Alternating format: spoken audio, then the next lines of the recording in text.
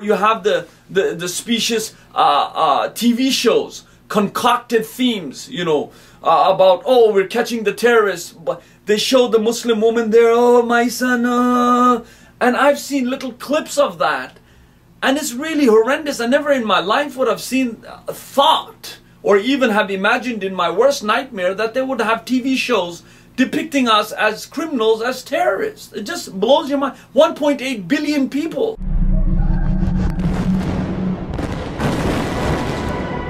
These individuals are living amongst us. War criminals, international terrorists. They could be our neighbors. Let me get this straight. There's somebody living in our country who's been implicated in the death of over 47,000 people? How could our government ever allow this to happen? Mr. President, we're going to do something. Our goal is to track them down. This guy's a designated terrorist. We've confirmed where he lives, we know where he's at, and we can go get him anytime we want.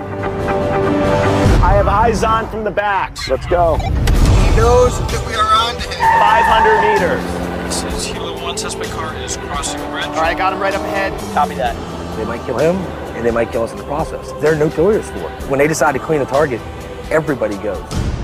Just blows your mind. Just imagine if we started doing the same thing in our countries, depicting every white American or every white European as a walking time bomb.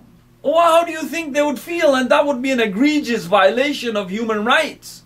No doubt. So, but when it's done to us, there should be some kind of thing. There should be somebody saying something. We even on our local paper, we sent so many requests to be printed alongside of their gibberish news. Always denied, always. So because people want to sell paranoia, people want to sell bigotry, they want to sell xenophobia, because people are paranoid for these things, and therefore when somebody gets paranoid, it's easy to sell them. It's easy to agitate the herd so that they can be steered into a corner. So we have these newspapers that are they're unscrupulous. Because they don't use, but there are some local newspapers. There was actually a friend of mine, a Christian friend of mine, Robin, I'll just take his first name. He actually declined to write an article in our newspaper because they wanted more spice against the Muslims, and he refused to do it because he's an ethical person. Instead, he wrote it in his own paper. Amazing. I mean, there are credible people out there. There are good people out there. But because the dollar amounts, the pushing of this money, we have to take the brunt of that brutality. Or we have these disingenuous radio shows, talking heads, continued, everyone has an opinion. And even the cross-country radio show within Canada, we phoned, before we could get on, we had to tell them what we are going to say. I mean, what kind of a democratic radio show is this? Why don't you let somebody come on? We don't look by talking. I mean, if somebody's drunk or slurring in their speech or cursing, that's another thing. Any audience can realize that. But if they're not, why do you have to filter our responses? What kind of democracy are we living in? Or these noisome,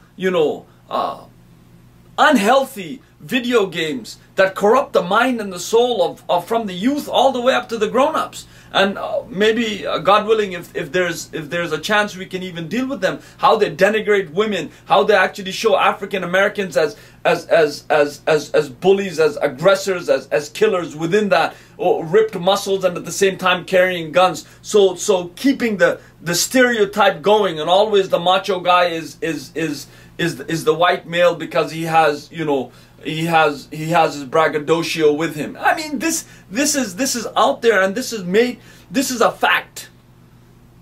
But you might call it alarmist. You know why? Because, oh, this is alarming. This is not alarming. Why I tell you this is not alarming?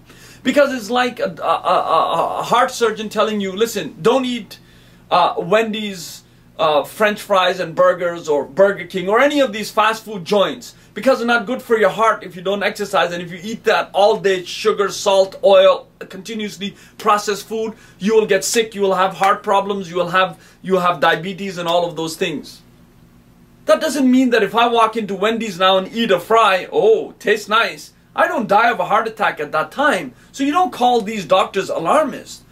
Just like you shouldn't call us alarmists by saying, listen, these things have a trickle-down effect. It affects people. So all of these things affect people. They affect politicians. They affect laws. They affect policies.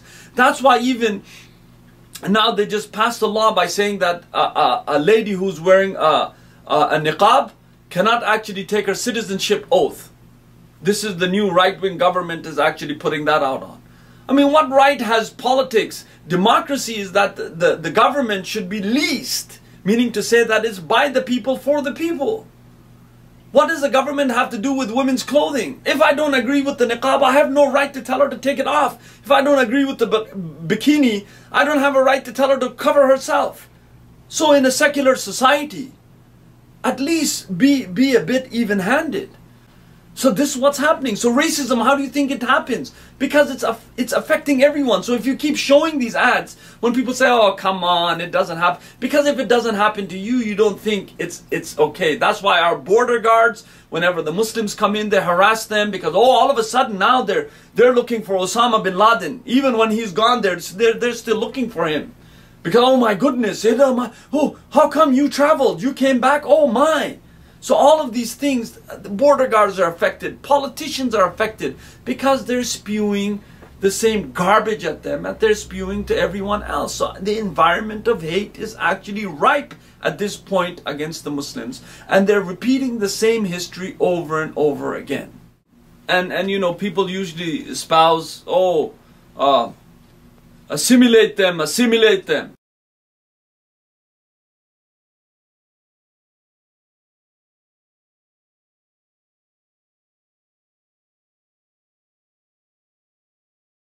Assimilation is not part of democracy. If you integrate, integration means you work with people, you cooperate with them.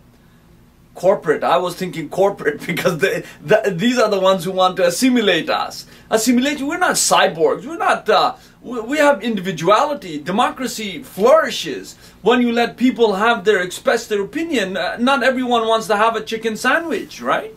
So it is not about assimilation, it's about integration. Integration with respect to rights for others. I don't make a Hindu go and come and pray at the mosque and say, oh, if you don't do that, you're not as good. I don't do that. So also give the respect to the Muslims also.